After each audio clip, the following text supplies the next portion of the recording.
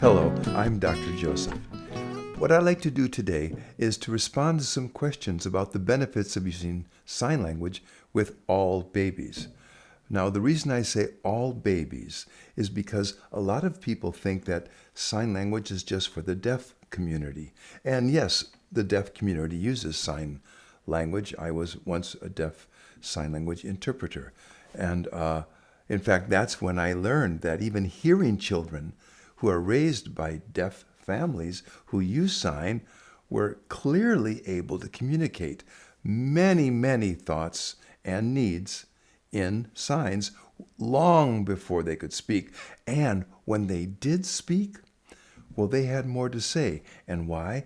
Because they had language a whole year before traditionally developing children using words only were able to articulate the various global languages. As a result, their minds were putting language together.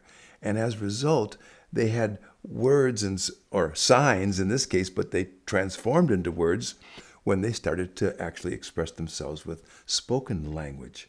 But they had language. And that's the important thing to understand, that language can be expressed in many, many forms, through dance, music, art, of course, but also through gestures. And babies have gestures at their capacity long before their vocal mechanism can mature and articulate the various languages that we use.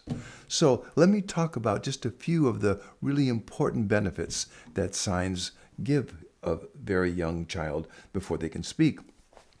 First of all, their needs, their basic needs. When you start to nurse and you do the sign for milk every time you nurse or give them the bottle, pretty soon they associate that squeezing gesture with being fed, satisfying their hunger. And by doing that on a consistent, repetitive way, the baby learns doing that, which there is in their capacity, of course.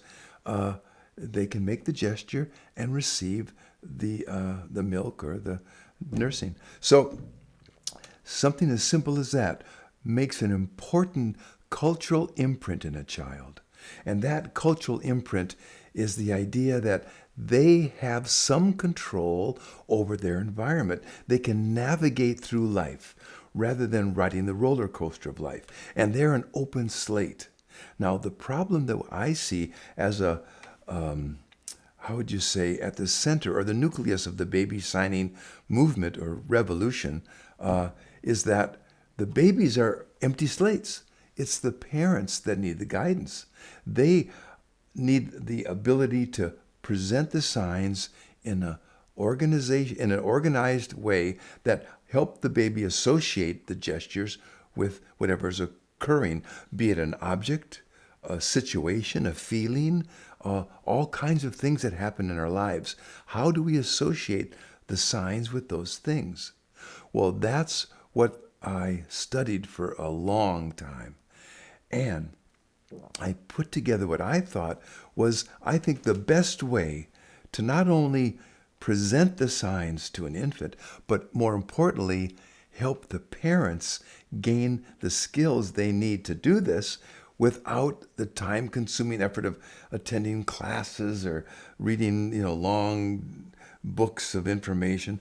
So I sort of put together what I thought was a real accessible format for learning baby sign language. And it's called Baby Sign Language in 14 Days because in 14 days, if you follow this structured method, you'll end up not only knowing these gestures and signs and knowing when to present them and how to present them, but also it gives the child the ability to see the world through your narration, adding the signs into it, and then associating those gestures with what's going on around them so that they can use the signs in an appropriate way in order to satisfy their needs and, again, begin to navigate through life, which is an extremely important aspect of that cultural imprinting when they're very young. The first 3 years of life, when they're trying to decide, how do I engage the world?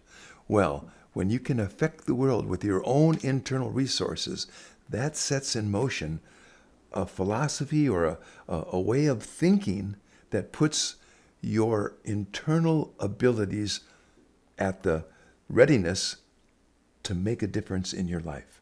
And that gives you that. I've seen, and I've also heard from many, many parents, the kids who sign tend to go out there and get life because they've learned that they can go out there and make a change by their own communication. So, anyway, there's also an important aspect about baby sign language that will make a big difference in those first couple of years, especially about the second year of life, when babies understand the world around them, but they can't really affect it as much unless they have communication. And that begins the cycle of frustration. So, let's take, for example, a child wants something. They want water, or they want to swing, or they want to do something. And how do they express that to the parent?